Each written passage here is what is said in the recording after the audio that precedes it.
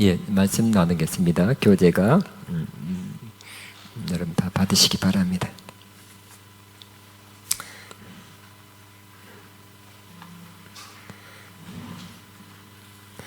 요한계시록 21장 15절에서 27절입니다.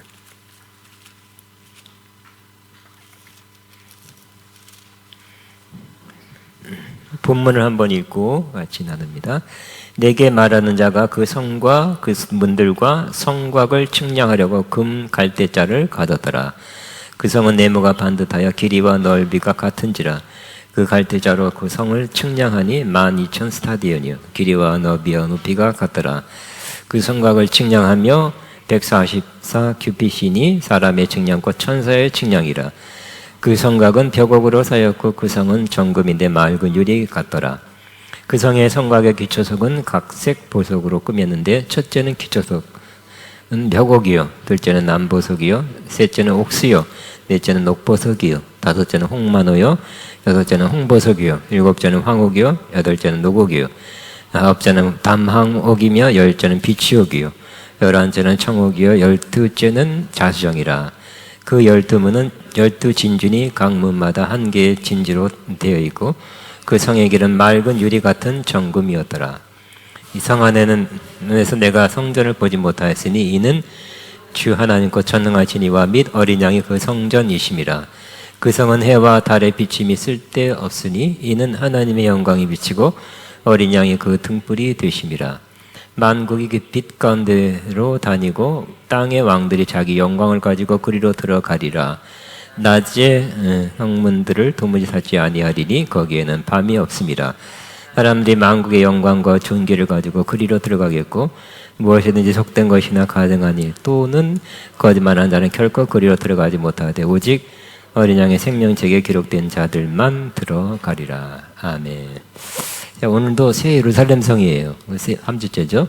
새 예루살렘 성은 매우 중요합니다.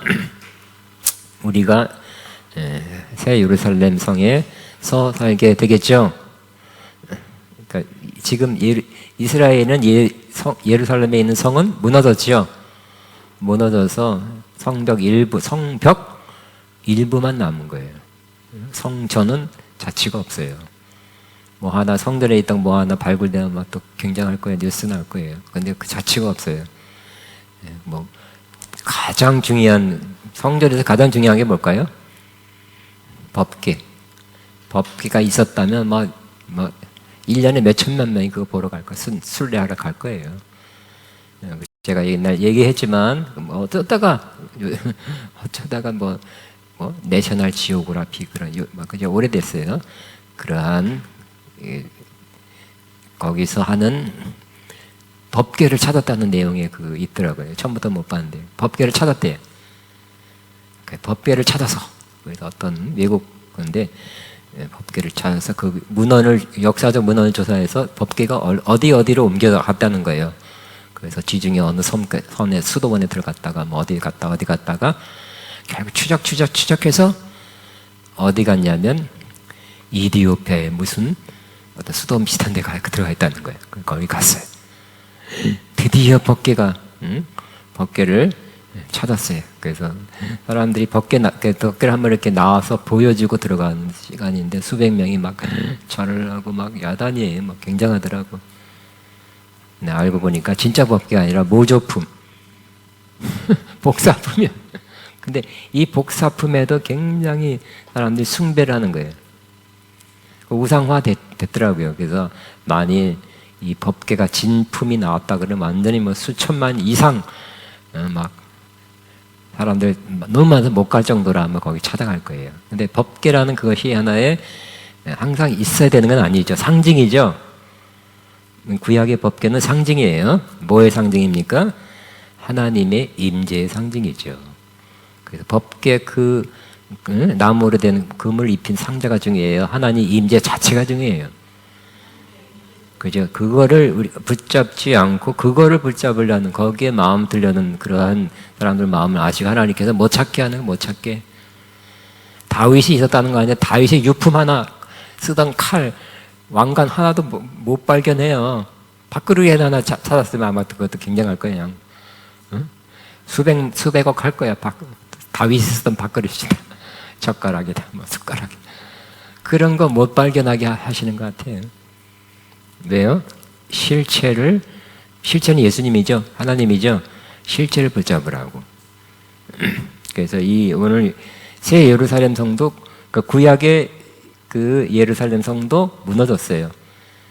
근데 이 새 예루살렘 성이 이제 새 것이 온다는 거, 하늘로부터 내려온대요. 그래서 너희가 여기서 살 것이다. 옛날 걸 잊어버리라는 거죠. 근데 또 깊이 들어가면 이 성마저도 상징이에요. 또 상징이에요. 그래서 오늘 좀 잘 보겠습니다. 그래서 이 새 예루살렘 성에 대해서 상세히 3주째 저도 나눠서 하기 때문에, 그래도 오늘도 보니까 4페이지 나왔어요. 1절 8절에서 이미 언급한 새 예루살렘에 대해서 15절에서 20절 더 상세하게 설명하고 있습니다. 천사가 금, 갈대, 자. 옛날에는, 요즘은 이렇게 쭉 빼는 거지만 우리 어렸을 땐 그런 게 없었어요. 줄자는 있었지만 이렇게 쇠로 돼가지고 쫙. 근데 옛날에는 갈대가, 튼튼한 갈대가 자 역할을 했다는 거예요. 근데 금, 갈대, 자로 성을 측량하면서, 옛날 번역은 청량이라고 되어 있죠. 상세히 설명하고 있습니다. 하나님의 영원한 임재는 구속받은 공동체를 어떠한 침입과 공격으로부터 온전히 안전하게 지켜준다는 것을 언급하기 위해서 오늘 이 본문이 있습니다. 15절 같이 있습니다. 시작. 내게 말하는 자가 그 성과 그 문들과 성곽을 측량하려고 금 갈대자를 가졌더라 그랬어요. 자, 이것은 요한계시록에 있는 것이 아니라 유사한 개념이 에스겔 40장 3절 5절에 있어요. 이것이 조금 반영이 되고 있습니다. 에스겔 40장에서 48장에는 천사가 성전의 각 부분을 측량했다. 이 측량한다는 것은, 우리는 그저 왜 측량해요? 사이즈를 왜 재요? 어떤 다른 목적을 위해서 사이즈를 재잖아요. 근데 구약에서 측량이란 것은 우리 개념하고 틀린 거예요. 왜 측량하느냐? 바로 깨끗하지 않고 속이는 자들로부터 받을 수 있는 오염과 해를 받을 것으로부터, 그것에 거하는 자들의 안전을 위하여 보호하신다는 의미다. 즉 하나님의 보호하심 영역이라는 것을 상징적으로 표시하고 있어요. 그러니까 이 측량하는 것은 여기서부터는 하나님이 지켜 보호하는 영역이다 하는 것을 표현하기 위해서 자로 재는 거라는 것입니다. 이 측량은 이 계시록 7장 3절에 보였던 인침과 동일하다. 우리 같이 있습니다. 시작. 우리가 하나님의 종들의 인마에 인치기까지 땅이나 바다나 나무들을 해하지 말라 그랬죠. 이 인치는 왜 인치예요? 이제 심판이 계속되는데 심판을 면하고 하나님이 심판으로부터 보호하기 위해서 인침을 받는 거죠. 여러분 인침 받으셨습니까? 받으셨으면 뭐 시험 환란, 대환란, 뭐 심판이 와도 여러분은 심판에 쓰러지거나 그래서 심판 때문에 멸망당한 일이 없겠죠. 먼저 하나님의 예정된 사람들에게 인을 쳐주고 그 다음에 그 받지 않은 사람들이 무슨 표를 받아요? 짐승의 인을 받는 거예요. 하나님의 인이냐? 짐승의 인이냐? 당연히 하나님의 인을 받아야 되겠죠. 하나님의 인을 받지 않은 사람들은 짐승의 인을 받기 쉬운 거예요.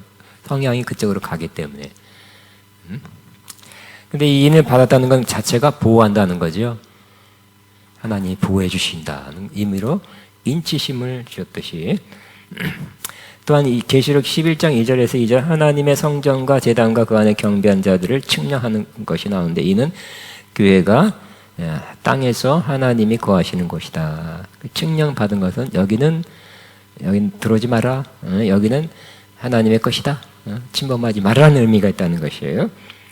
그 경우에는 오직 성전 안쪽만 측량했다. 이것은 믿는 자들이 하나님과 함께하는 안전지대라는 것을 나타낸다. 그리고 성전 바깥은 11장에 바깥은 측량하지 않았어요. 왜냐하면 성전 밖은 교회가 공격과 핍박을 받을 수 있다는 것을 나타냅니다. 그래서 우리 영은 안전하지만 우리 육체, 우리 삶은 공격받을 수 있다는 거예요. 핍박, 환란, 여러 어려움 때문에. 그러나 15절에 이 모든 성전이 측량되었다. 왜냐하면 이 종말론적 형태의 교회에서 천국이죠. 하나님의 백성들은 모든 면, 곧 영적으로나 육체적으로 보호를 받는다는 것을 나타낸다. 그래서 11장에서는 아직 세상 완전 끝이 오지 않은 거죠. 그래서 역시 영혼은 보호를 받지만 우리 육체나 환경은 공격을 받을 수 있고 어려움, 고난, 환난이 있을 수 있다는 걸 나타냈어요. 그러나 지금 이 시점에서는 그것도 없는 거예요. 육체적으로도 안전하고 또 영혼도 안전한. 그렇죠. 우리 이 세상은 뭐 아무리 크리스찬도 고난이 있기도 하잖아요. 뭐죠? 뭐 나나나나나 그거 어떻게 뭐 가사가 뭐더라? 예? 뭐라고요? 아니 믿음의 눈 들어 눈보리 고단한 인생길 힘겨운 오늘도. 그러니까 우리 믿는 자도 고단한 인생길의 기간을 기나할 수 있다는 거. 힘겹게도 항상 그렇지 않지만 또 그걸 통과하면 또 좋은 날 오죠. 그럼 좀 있다가 또 그런 일이 또 있을 수 있어요. 그러니까 육체적으로 환경적으로는 고난 받을 때도 있어요. 그죠? 영혼은 하나님께 지켜주시는 거예요. 지금이 그렇죠. 그러나 그때 되면 그런 것도 없어요. 고난한 뭐 인생, 뭐 광야 같은 인생 이런 거 없는 거예요. 영육과는 다 준 그날이 오는 것입니다. 그날에 대해서 오늘 말씀하고 있어요. 묘사하고 있어요. 또 하나님의 백성이 거하는 성의 거룩함과 어린 양 신부를 위한 하나님의 계획이 완전한 성취. 오늘은 성취. 21장 마지막에는 성취예요. 19장부터 어린 양 신부, 결혼식, 혼식 나타나면서 마지막에는 이렇게 될 거라는 거죠. 결국 마지막에는 하나님께 영육간에 보호하고 거룩하고 영광스럽게 우리를 변화시켜주고 우리가 영원히 거해야 될 그 집은 저 예루살렘 가서 성을 복구해서 또 뭐 한 평당 얼마 건축비를 들여서 뭐 그 성이 아니라 하나님이 내려주시는 그런 새 예루살렘에 우리가 들어가 살게 될 것이다. 그래서 그러니까 새 예루살렘 이따가 나오죠. 오늘 메시지의 또 중요한 포인트가 하나가 구약에는 새 예루살렘이 성전이 무너졌는데 새 예루살렘 성 새롭게 다시 또 복구시킨다는 거예요. 그러니까 이 구약만 믿는 사람들은 유대교죠. 유대인들은 또 예루살렘의 성을 짓기 위해서 노력하고 있잖아요. 다른 거 다 준비됐대요. 뭐 여러 가지 다 준비됐는데 이제 땅이 지금 거기에 그죠? 이슬람 사원이 있잖아요. 그 금으로 된 동그란 거. 거기다가 그걸 부시자니 막 온 아랍권이 막 달려들 거고 세계 전쟁 날 거니까 못 하고 있죠. 근데 또 그것도 뭐지 또 최근에 맞는지 모르지만 거기가 아브라함이 이삭을 바친 곳이기 때문에 거기 성전을 지었는데 그게 아니라 조금 비껴 나갔다 거기다 그렇게 해가지고 또 그 명분을 가지고 또 질렀는지는 모르겠어요. 그러니까 구약에 의하면 구약은 성경을 문자로 해석하죠. 그러니까 실제로 성전을 짓는 거예요.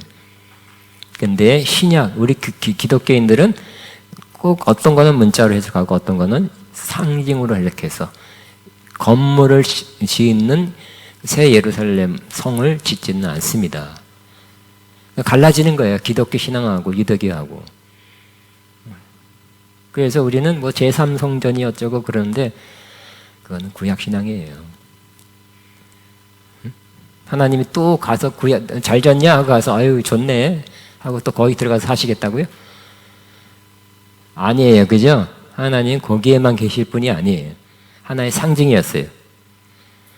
이제 지난번에 봤지만 이 성은 우리들 믿는 자 구원받는 사람들의 그 공동체 이게 새 예루살렘 성이라고 그랬죠.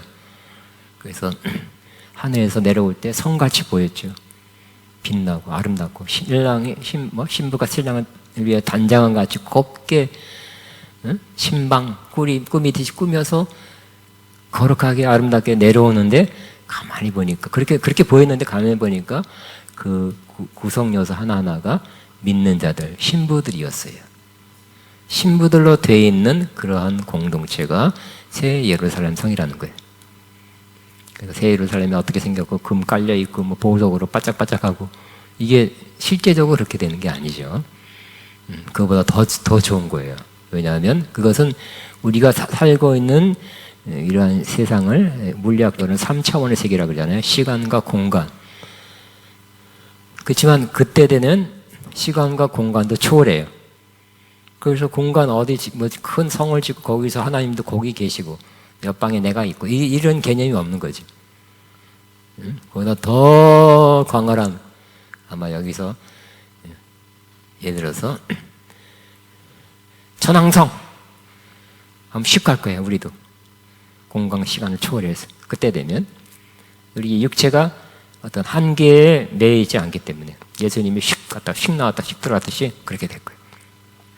그때 예수님이 어디 한 곳에 여기 계세요. 하나님을 여기다가 모셔놓고 지성소에 모셔놓고 여기 잘 계세요. 안녕히 계세요. 잘 주무세요 하고 인사하고 오는 그런 성전이 아니라는 거죠. 자, 그 다음 넘어가겠습니다.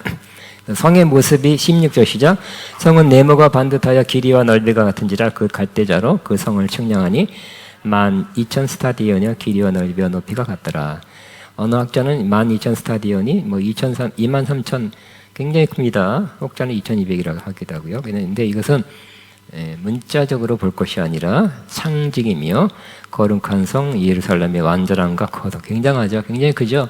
여기 부산까지 450km인가 밖에 안 되죠. 우리나라 밑에서 부산이나 목포에서 우리나라 저 북단까지 뭐 신의주 뭐 증강진 이런 데까지 1,000km. 그렇지만 2,200이라도 그보다 더 크고 성이 이렇게 커요. 또 23,000이라면 진짜 뭐 지구 크기.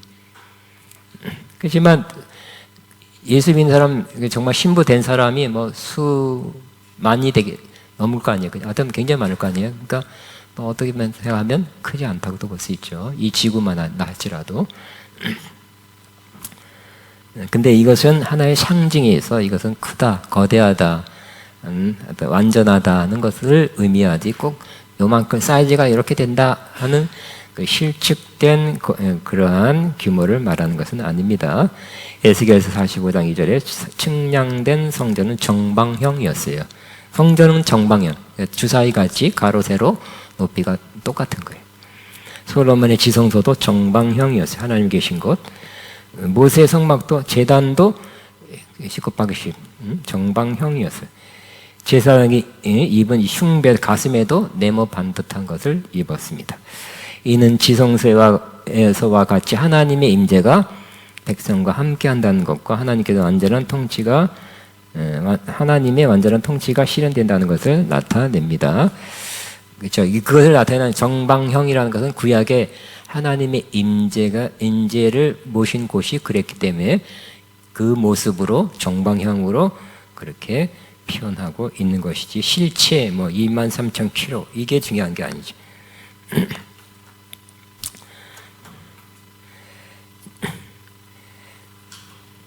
스가랴 2장 2절에도 천사는 예루살렘이 얼마나 넓고 얼마나 긴지 측량하며 다녔습니다. 이는 하나님께서 도시를 두른 불담이 될 것과 그 가운데 영광이 있게 될 것이라는 것을 확증하는 것과 연관되어 있습니다.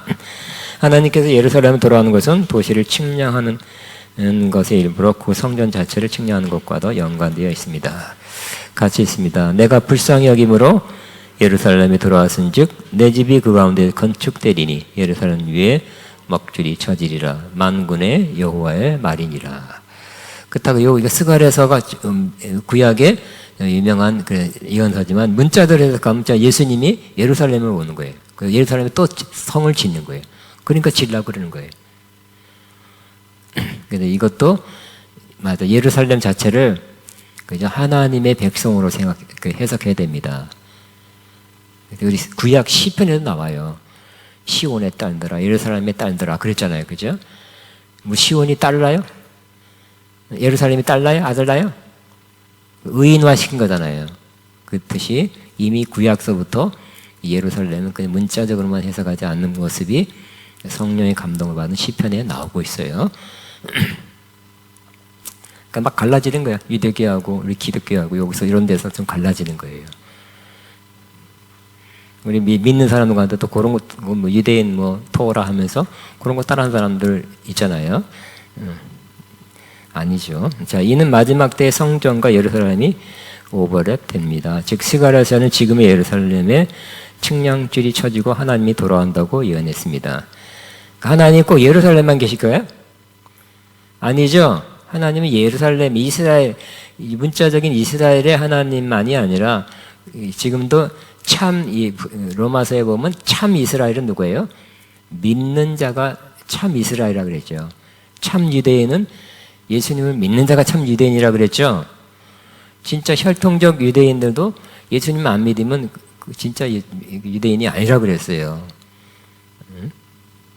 갈라디아에서 나오죠. 3장에. 그 때문에 우리 믿는 자가, 우리가 코리안 같이 예수님 믿는 자는 아브라함의 자손이라고 그랬어요. 우리는 당군의 자손 아닙니까? 근데 아브라함의 자손이래요. 그리고 아브라함의 복을 같이 받는데요. 할렐루야. 그러니까 구약과 신약이 이렇게 틀려지게 갈라지는 거예요. 예수님 중심으로 해서 성령님이 새롭게 해석하는 것을 따라 우리는 갑니다. 그냥 유대교는 그냥 문자적으로 계속 해석하는 거예요. 그러니까 이렇게 갈라지는 것이. 그때는 그죠? 초창기에는 유대교인들이 많았기 때문에 기독교인들 핍박하고 고소하고 고발했는데 지금 뭐 유대교인들이 몇 명 되나? 뭐 1000만, 2000명 되나요? 네, 기독교인들은 다 합쳐서 뭐 기독교, 천주교, 개신교, 천주교, 동방, 정교 합치면 20억 된다니까 엄청난 기독교인들이 더 많죠.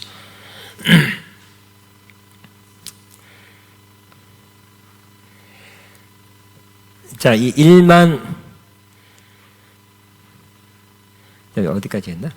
자, 이는 하나님의 영광스럽고 강력한 임재가 널리 퍼져 전 도시를 덮을 것이며 그래서 거대한 도시 전체를 성스러운 성전 영역으로 거룩하게 한다는 것을 나타내는 그런 의미가 있다는 거지. 이렇게 문자적으로 해석하면 안 된다는 것이에요. 12,000 스타디온도 12,000은 12 곱하기 1000이죠. 이는 10이라는 건 3 곱하기 4예요. 이는 예루살렘 성의 완전함과 거룩함을 상징적으로 나타냅니다. 그 다음에 성곽의 크기와 구성 17절 시작. 그 성곽을 측량함에 140 규빗이니 사람의 측량꽃 천사의 측량이라. 그 성을 측량해서 굉장히 컸어요. 성은 엄청 커요. 근데 성곽 성곽이라고 우리는 뭐라 그래요? 성담? 곽을 측량하니 144 규빗이에요. 144 규빗은 뭐예요? 한 규빗이 44.4kg예요. 로마 시대 때는. 이집트에는 좀 틀리더라고요. 표준 도량형이 아직 안 나와서 조금 차이는 있어요. 그러면 성곽은 64m예요. 아니 성은 이렇게 크고 이렇게 막 정방향이라 막 지구덩어리만큼 이렇게 크고 높고 넓은데 성곽은 64m의 크기, 작은 한 면이 16m. 이 144 규빗 성곽의 높이를 가리키는지 두께를 가리키는지는 잘 분명하지 않습니다만 또 그러니까 성은 엄청 큰데 성곽은 요만해요. 그러니까 이것도 상징이라는 뜻이에요. 144가 12 곱하기 12듯이 거룩한 성 새 예루살렘에 있는 하나님의 백성과 연관되어 그들의 완전함과 안전함을 나타냅니다. 12 곱하기 12. 12가 온전한 거예요. 그래서 하나님의 통치, 12는 하나님의 통치, 정부를 의미하는 숫자지요. 또 12지파, 하나님이 다스릴 때 12지파를 세워서 구약 다스렸죠. 또 신약에는 12사도를 세워서 하나님 나라를 전파하고 다스리게 했습니다. 와 같이 어떤 12 곱하기 12의 의미로서 144죠. 그 문자로 해석하면 성은 엄청 크고 성곽은 쬐끔하고 들어가지가 않아. 그 성이 그 성곽 안에 들어가지도 않아요. 게임이 안 돼. 너무 작아요. 17절 시작. 그 성곽을 측량하며 144 규빗이니 이게 했고요. 18절 시작. 그 성곽은 벽옥으로 쌓였고 그 성은 정금인데 맑은 유리 같더라. 이 벽옥은 보좌에 앉으신 이의 모양. 벽옥 예수 하나님의 모습이 벽옥같이 보였던 게 그런 빛이 난 하나님 얼굴이 어떻게 생겼을까요? 구체적인 모습은 없다 그랬죠. 어떤 빛으로 거룩한 빛, 벽옥 같은 빛으로 보여요. 거룩한 성 예루살렘에 임한 하나님의 영광의 빛을 나타내는 데 사용됐습니다. 그러나 이 벽옥이 순수한 광물로서 벼곡인지 아닌지는 확인할 수 없어요. 이는 하나님의 영광스러운 임재를 나타냅니다. 그랬죠. 여기 보석이 이제 막 12가지 나와요. 그렇지만 이 보석은 이 현재 세상에 있는 보석을 썼지만 꼭 그건 아닐 수 있다 그랬어요. 지난번에도 금, 금도 금리빨 났어도 어떤 사람이 가서 치과도 가고 그런 분석 성분 분석을 해봤더니 세상에 있는 그 14K하고 그 분자 구조가 틀린다 그러잖아요. 그래서 팔면 안 팔릴 것 같아. 아이고, 나 돈 없는데 이거 금리빨 바뀌는 건 팔아먹어야지. 근데 금하고 딱 보니까 이 세상에 있는 24K하고 틀린 분자 구조예요. 그러니까 돈 줘야 되는지 안 돼야 되는지 고민할 것 같아. 응? 그러나 금리빨 나면 좋겠죠? 하나님이 나를 만지신 거니까. 근데 이 치아, 특별히 잇몸을 고치면서 나를 금리빨이셨다는 그런 사인이기도 하기 때문에 뭐 받으면 좋은 거겠죠? 정민이 금리빨 받아야지. 눈 감으면 안 돼. 농담. 자, 이 성의 계질이 맑은 유리 같은 정금임은 지성소와 성소의 나머지 전체가 금으로 되어 있던 솔로몬의 성전을 상기시킵니다. 이제 하나님이 계셨던 구약에도 지성소는 금이었고 여기도 금입니다. 또 맑은 유리 같다 그랬어요. 구약에 하나님이 계신 지성소의 모습과 같습니다. 맑은 유리는 아무런 흠과 티도 없는 신부의 순결과 아름다움을 상징합니다. 19절 20절 같이 있습니다. 그 성의 성곽의 기초석은 각색 보석으로 꾸몄는데 맑은 유리 같더라.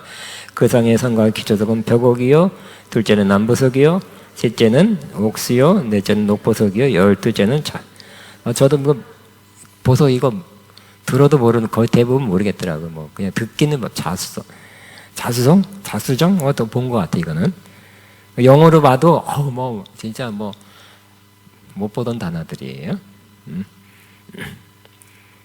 근데 이 보석은 뭐냐? 이는 배열이 다르지만 출애굽기 28장 17절 20절에 대제사장들이 흉배에다가 12보석을 붙이는 흉배를 가슴에 달고 제사를 드렸죠.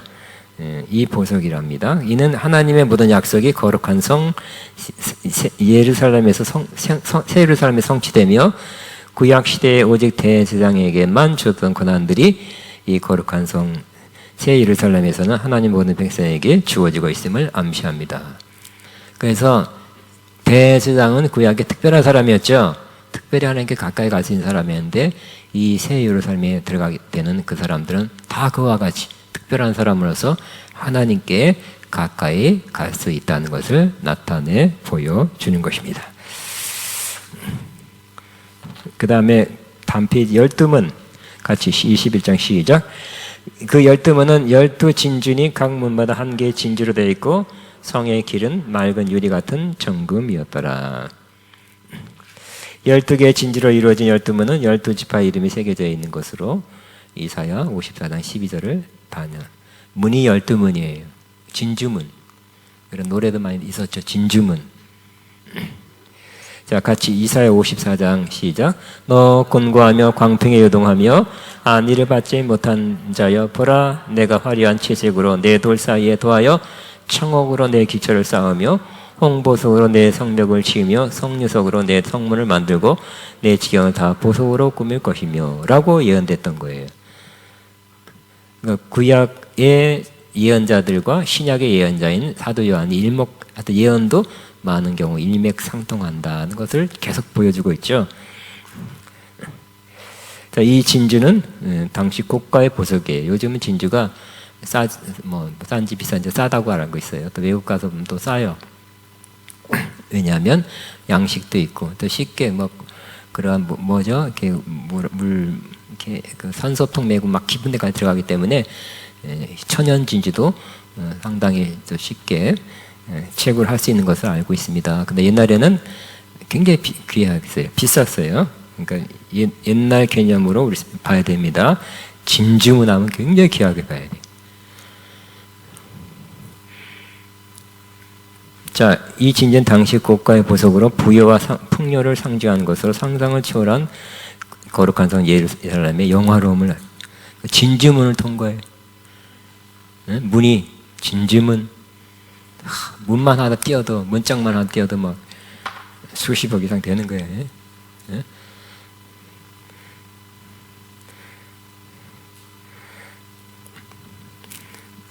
자, 그렇지만 이게 진짜 그 진주는 아니라는 거. 또 진주, 한국 가면 내가 그 진주 만져봐야 되겠다. 그러면 안 돼요. 자, 성막이나 성전은 하나님을 만나는 곳이죠. 그래서 성막을 구약에서는 다른 표현으로 회막, 만날 회자, 미팅, 텐트라고 이렇게 표현하기도 했습니다. 또 하나님과 교제하는 곳이에요. 내가 너와 만나리라. 에스겔은 이러한 중요성을 인식하여 회복된 성전과 그 양식을 7장을 하려여 기록하였습니다. 그러니까 회복된 성전의 완벽한 회복은 지금 이때에서 나타나는 거예요. 지금도 우리는 성전 안에 있습니다. 우리가 성전이라 그래서 지금도 성령 받은 공동체. 그렇지만 완벽하지 않죠. 우리가 덜 거룩하기 때문에 뭐 성도들 간에 싸움도 있고 다툼도 있고 삐짐도 있고 막 그래요. 그렇지만 점점점 우리가 더 거룩해지고 있죠. 온전해지고 성숙해지고 있고요. 언젠가는 온전히 성숙해서 그때 되면 뭐 그런 문제도 없고요. 다 정말 별 같은 사람들 되어서 그때 우리가 하나님을 섬기는, 가까이 섬기는 그런 사람들로 만나게 되면 더 아름답죠. 지금보다 서로 만남이 더 기쁠 거예요. 더 아름답고 거룩하고 성숙하게 됐기 때문에. 이제는 거룩한 성 예루살렘엔 더 이상 보이는 성전이 필요하지 않다. 전능하신 하나님과 어린 양이 성전이 되시며 직접 하나님의 백성을 자, 22절 읽었나요? 안 읽었어요? 자, 21 시작. 선안의 성전을 내가 보지 못하였으니 이는 주 하나님 곧 전능하신 이와 및 어린 양이 그 성전된. 그죠? 우리 성전 새 예루살렘 성 가서 내려오는 걸 봤지만 가까이 가보니 안에서 보니까 성전이 없어요. 왜요? 지난 시간에 예화를 들었죠. 그런 어떤 영상에 보니까 그 고래가 정어리 떼를 뭐 무지막지하게 잡아 하루에 먹는 게 몇 톤이더라고. 몇 톤. 마구 잡아먹어요. 정어리 떼로 다니죠. 떼로 다니다가 고래한테 안 잡아먹히려고 거대한 형상 모습으로 막 더 고래보다 더 큰 모습으로 보이도록 만든다는 거. 그래서 고래가 깜짝 놀라서 저 너무 큰 존재가 나한테 달려온다. 그러니까 내가 도망가자. 그럴 수도 있다는 거예요. 근데 굉장한 큰 존재인데 한데 사실 가보니까 카메라 잠수부가 가보니까 정어리 떼들이 모여서 그렇게 그 모양을 이룬 것처럼 가보니까 정어리야. 더 큰 고래가 아니라 마찬가지로 하나님의 그 새 예루살렘성에 하늘부터 내려오지만 가보니 자세히 보니 구원받은 정결함 받은 신부들이 모여있는 것이 거룩한 새 예루살렘성이라는 거예요. 아멘. 또 지난 주도 그랬고 이 생각납니다. 저는 어려서부터 신앙생활을 했다고 그랬죠.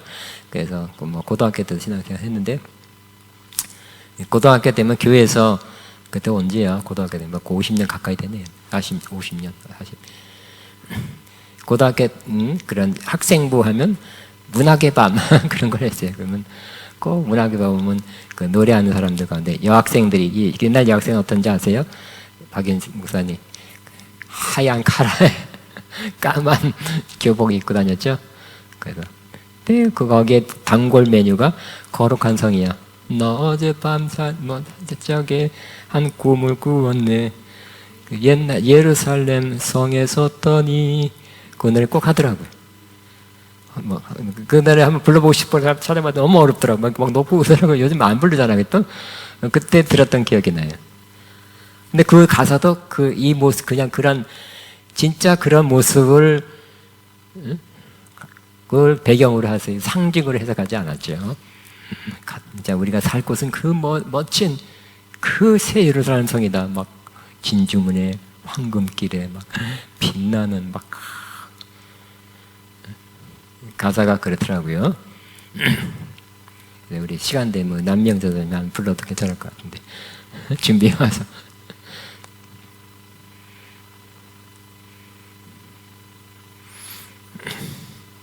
아니 두 분이 이따가 끝날 때 하나 불러도 돼요. 인터넷 찾아가지고 악보도 있더라고.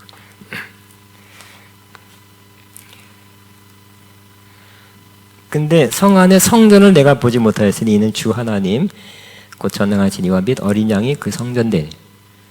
이 성전이 뭐라고요? 하나님과 어린 양 예수님이 성전이래요. 그렇죠? 이 성전이 어떠한 벽돌, 진주 뭐 이렇게 어떤 건축재로 된 것이 건물이 성전이 아니라 하나님과 예수님이 성전이래요. 예수님이 성전이라는 게 또 한 번 또 있었어요. 언제 그랬습니까? 헤롯 성전. 헤롯이 건축에 관심이 있어서 예수님 살아계실 당시에 예루살렘에 큰 돌로 된 성전을 지었죠. 예수님께서 들어가서 6월절 들어가서 뭐라 그랬어요? 이 성전을 헐라 내가 3일 만에 다시 일으키리라 그랬어요. 사람들이 예수님 막 성전 헐라는 그 자체도 나쁜 말이지만 또 3일 만에 다시 짓는다고 말도 안 되는 정신 이상하다 막 그랬죠. 난리 났습니다. 근데 사실 예수님이 하신 말은 뭐예요? 예수님이 성전이라는 것을 말씀하신 거예요. 이 성전을 무너뜨리면 멸하면 3일 만에 다시 일으킨다는 것은 3일 만에 부활한다는 것이죠. 그러니까 예수님이 성전이라는 것은 이미 마태복음에도 복음 시대 때도 예수님이 말씀하신 거예요. 여기서 또 마지막에도 뭐야? 최후의 성전은 뭐예요? 하나님과 예수님의 성전이래요.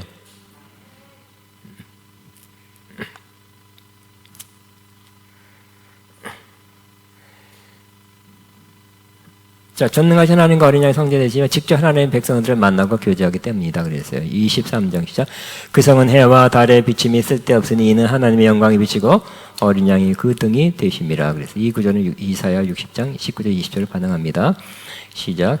다시는 낮에가 내 빛이 되지 아니하며 달도 내게 빛을 비치지 않을 것이요 오직 여호와가 내게 영원한 빛이 되며 내 하나님이 내 영광이 되리니 다시는 내 해가 지지 아니하며 내 달이 물러가지 아니하거든 여호와가 내 영원한 빛이 되고 내 슬픔의 날이 끝날 것임이라. 그러니까 비슷한 예언이 구약 선제, 구약 이사야 선제도 있죠. 하나님은 중요한 걸 한 사람, 한 선지자를 통해서만 예언하게 하지 않죠. 이 사람은 이렇게 조금 다르게, 저 사람은 여러 각도에서 이렇게. 예수님의 재림도 굉장히 많은 초림도 그렇듯이 그렇게 하고 있습니다. 자, 그 다음에 하나님과 어린 양께서 직접 자신의 광채로 그것을 비추시기 때문에 거룩한 성 예루살렘에는 처음 하늘에 있었던 해와 달과 같은 자연적인 빛이 필요하지 않다. 그래서 지금 우리는 태양빛이 필요하죠. 그 빛이 필요해요. 아니면 태양보다 뭐다 전기불이 필요합니다만, 그러나 거기는 새 예루살렘이 하나님이 빛이고 예수님이 빛이에요. 하나님도 빛이고 예수님도 빛이죠. 그 빛으로 새 예루살렘이 다 환하다는 거예요. 그 빛을 우리가 다 받을 것이라는 것입니다. 이것은 그리스도께서 온 세상을 위한 구원의 근원이시며 하나님의 영광을 나타내는 분이라는 것을 시사합니다. 성 안에 들어오는 이들이 어떤 사람이 들어오냐? 그 성에 들어가는 자 뭐죠? 영광이 낮이나 밤이 없으니 의 영광뿐이라. 기억나네 가사가.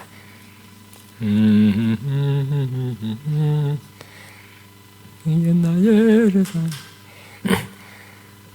자, 근데 누가 들어갈까요? 이 말에 표현이 그냥 맞지는 않지만 누가 들어갈까요? 바로 보세요. 이사야 60장 1절에 11절 반응합니다. 시작. 일어나라 빛을 발하라 이는 내 빛이 이르렀고 여호와 영광이 내 위에 임하였음이라. 보라 어둠이 땅은 덮을 것이며 캄캄함이 만민을 가리려니와 오직 여호와께서 내 위에 임할 것이며 그의 영광이 내 위에 나타나리니 나라들은 내 빛으로 광들은 비치는 내 광명으로 나오리라. 내 눈을 들어 사방을 보라 무리가 다 모여 내게로 오느니라. 내 아들들은 먼 곳에서 오겠고 내 딸들은 안개에 올 것이라. 그때 내가 보고 기쁜 빛을 내며 내 마음이 놀라고 또 화청하리니 이는 바다의 부가 내게로 돌아오며 이방의 재물이 내게 돌아옵니다.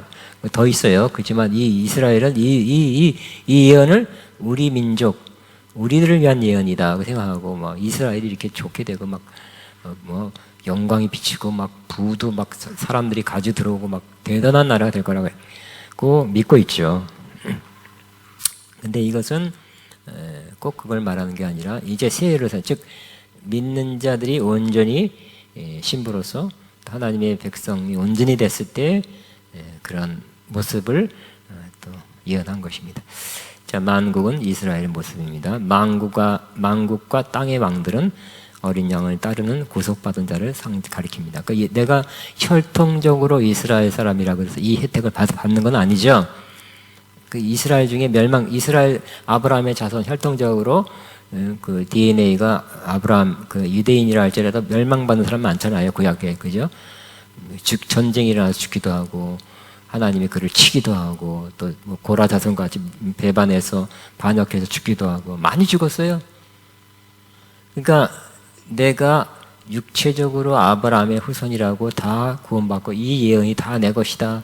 아브라함의 복을 내가 받는다. 이 영광스러운 하나님의 영광이 임하고 빛이 열방에 발하고 열왕이 찾아고 열국이 찾아오고 열방의 재물이 오고 이스라엘로 꼭 그거 아니라는 거예요.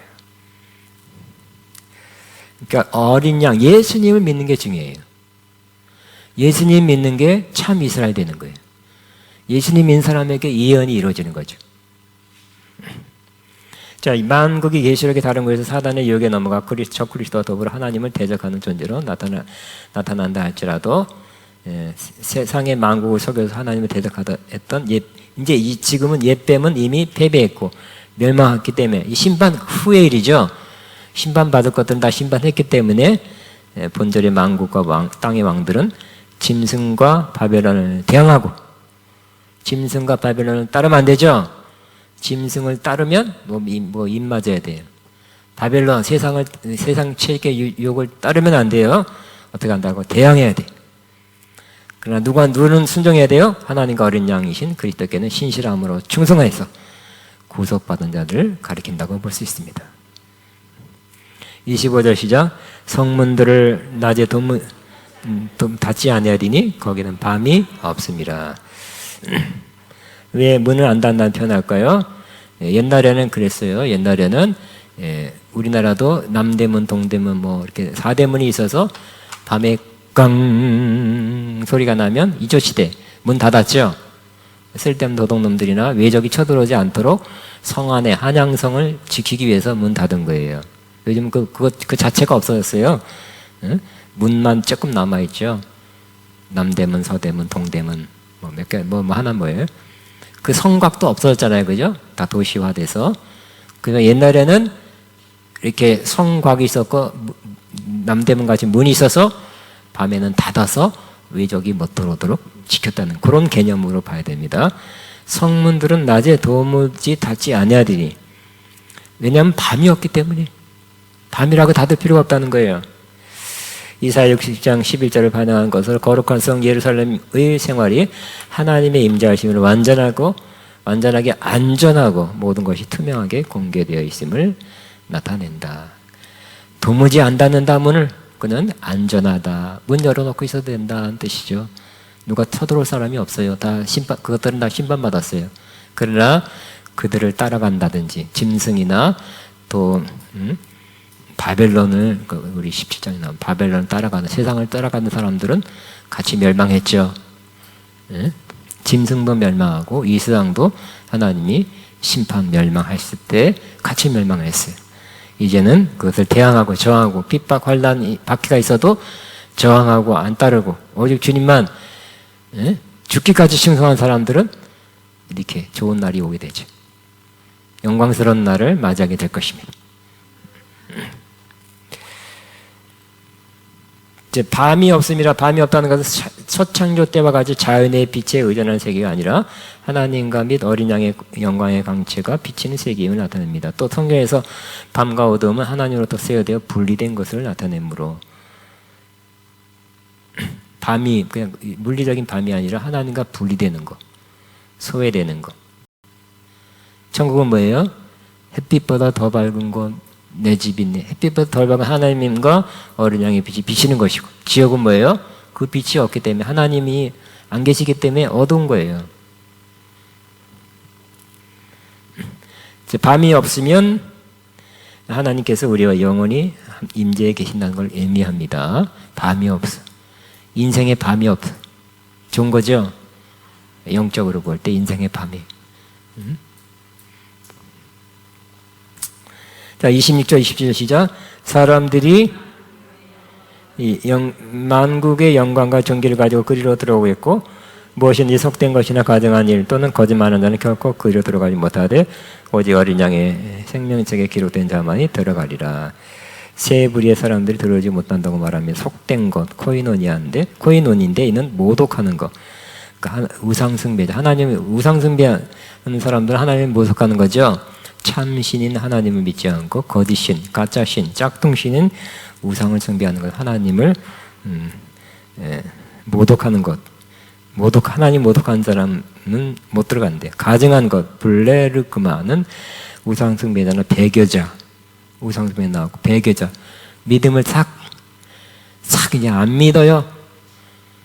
안 믿어요 이제. 하나님 어디 계신가? 내 속았어. 이런 사람 배교자가 되면 일 못 들어가죠. 그러니까 우리는 지킬 만한 것보다 우리 마음도 지켜야 되고 우리 믿음을 지켜야 돼. 우리 믿음이 그러니까 보화죠. 여러분 보화가 하나도 없는 게 아니라 여러분 다이아몬드는 없어도 믿음이라는 보화를 갖고 있습니다. 부자이십니다.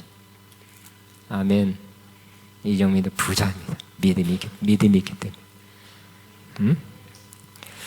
거짓말하는 자를 이렇게 해석하더라고요. 자신의 믿음과 그러니까 거짓말은 뭐냐? 자신의 믿음은 이렇게 하는데 생활은 너무 반대인 사람도 거짓말하는 사람이래요. 그러니까 좀 찔리죠.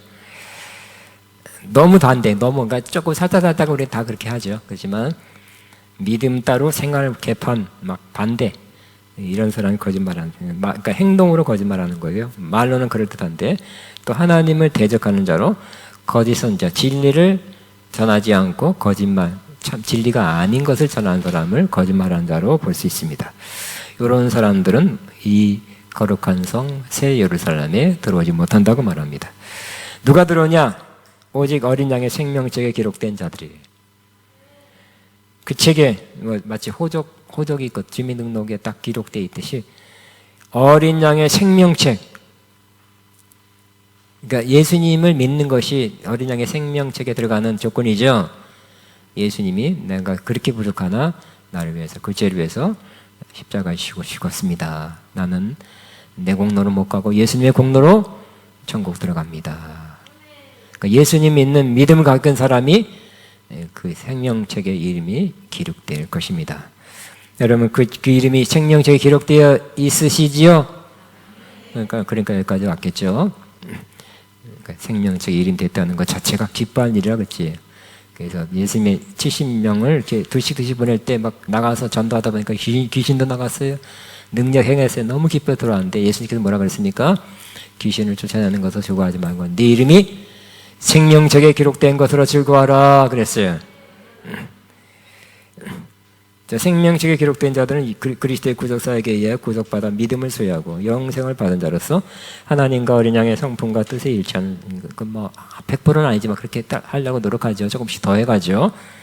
이는 거룩한 성 예루살렘에 들어갈 수 있는 근거가 오직 그리스도의 구속사역과 공로임을 암시하고 있습니다. 아멘. 자, 이 설교를 마쳤습니다. 찬양 몇 개 하고 기도하고 마치겠습니다. 자, 전사님 뭐 할까요? 무슨 노래 찬양할까요? 새 예루살렘은 더 좋고.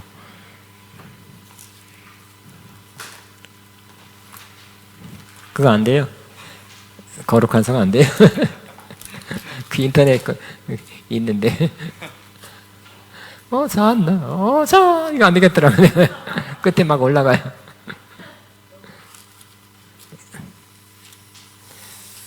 자, 어제 지난번에 했던 거 찬송 같은 게 주가 맡긴 모든 역사 한번 하겠습니다.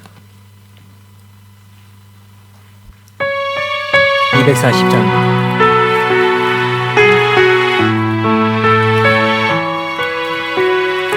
그러시네요. 몇 분의 G예요, A예요 지금? A? 조금 높은 것 같아. 내가 이제 몸이 안 좋아. 그러니까 G로 한번 바꿔볼까요?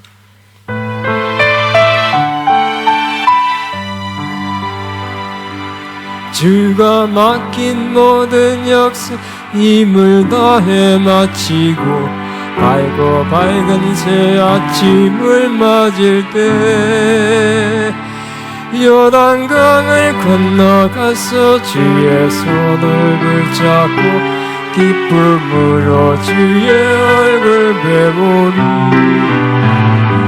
나의 주를 나의 주 내가 그의 곁에 서서 배우며 나의 주를 나의 주 손에 못자국을 보아 알겠네 하늘 날아 올라가서 주님 앞에 절하고 온유하신 그 얼굴을 배울 때 있을 것을 예비하신 크신 사랑 고마워 나의 주께 깊은 찬송 부르리 나의 주를 나의 주 내가 그의 곁에 서서 배우며 나의 주를 나의 주 손에 못자국을 보아 알겠네 이 세상을 일찍 떠난 사랑하는 성도들 나를 맞을 준비하고 있겠네 저희들과 한 소리로 찬송 부르기 전에 먼저 사랑하는 주를 배우리 나의 주를 나의 주 내가 그의 곁에 서서 배우며 나의 주를 나의 주 손에 못자국을 보아 알겠네 영화로운 시온성에 들어가서 다닐 때 이너 빛과 황금길을 근거 맞추어서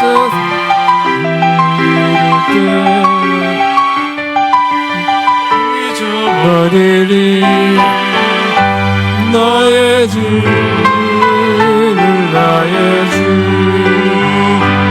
내가 그의 곁에 서서 배우며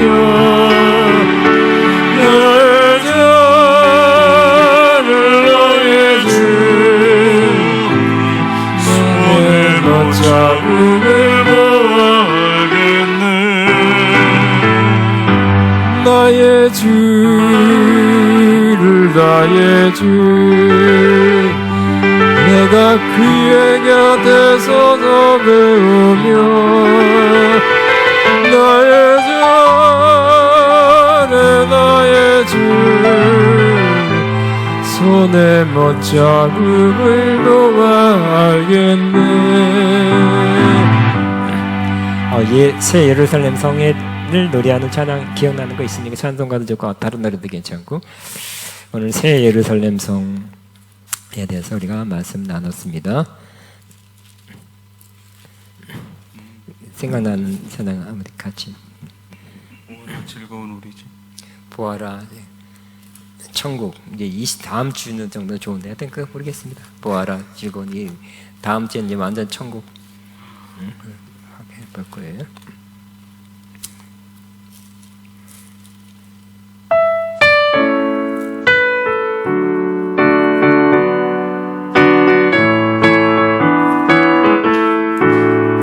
보아라 지금 느리지 하면 그대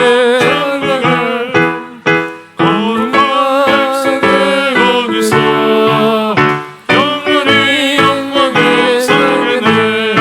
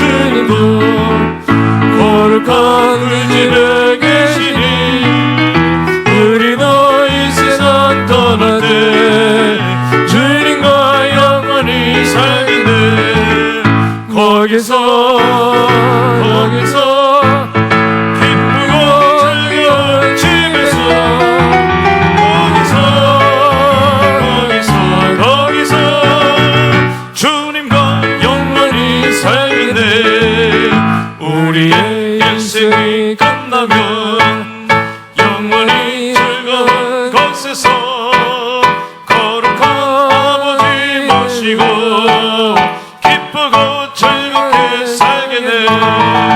거기서 기쁘고 즐거운 집에서 거기서 기쁘고 즐겁게 살겠네. 거기서 기쁘고 즐거운 집에서 거기서 기쁘고 즐겁게 살겠네.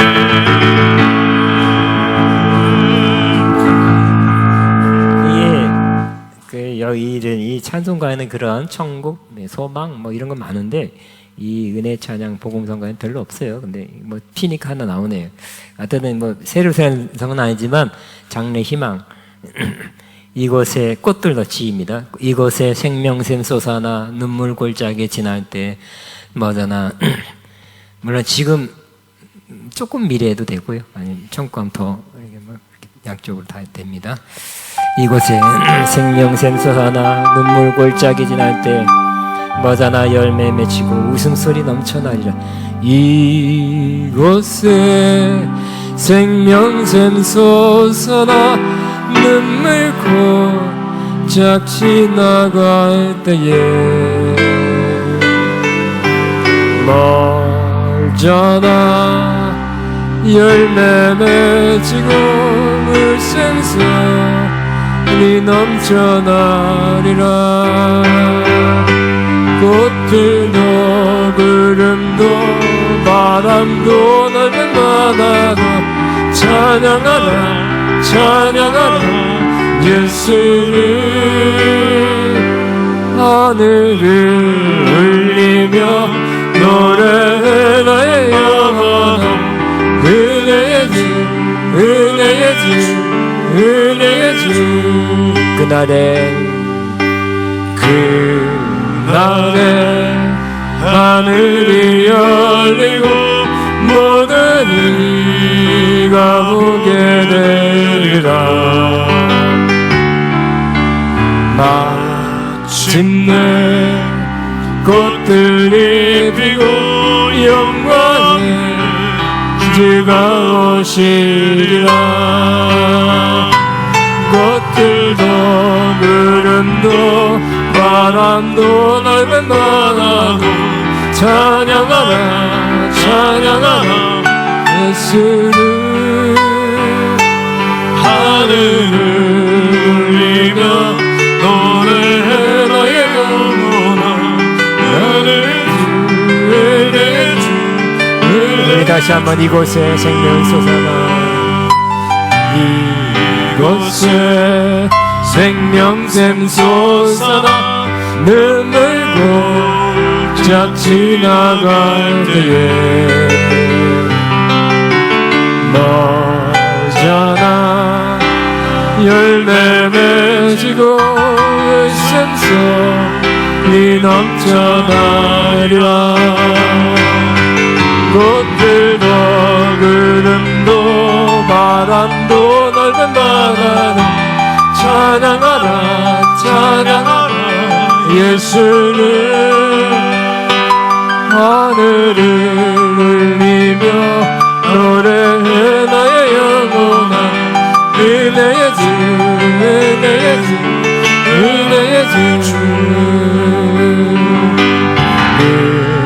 그날에 하늘이 열리고 모든 이가 보게 되리라.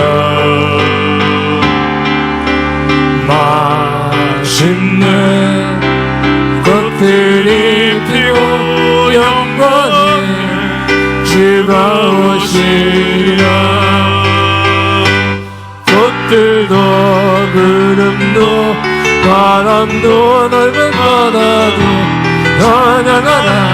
찬양하라 예수를.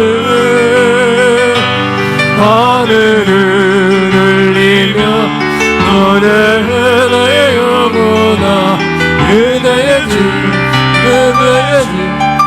아멘. 우리 한 3분 정도 기도하고 마치겠습니다. 주여 한번 기도합니다. 주여 감사합니다.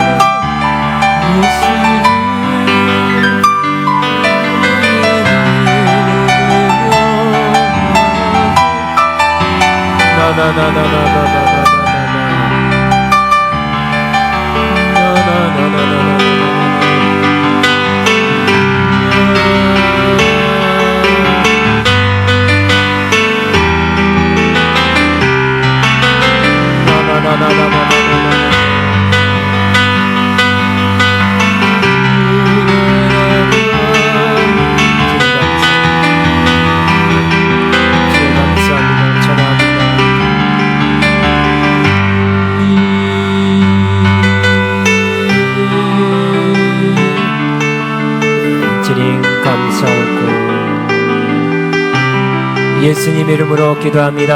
아멘. 마쳤습니다. 여러분 좋은 추석 맞이하고 좋은 시간 되길 바랍니다. 건강하시고 다음 주에 뵙겠습니다. 축복합니다. 축복.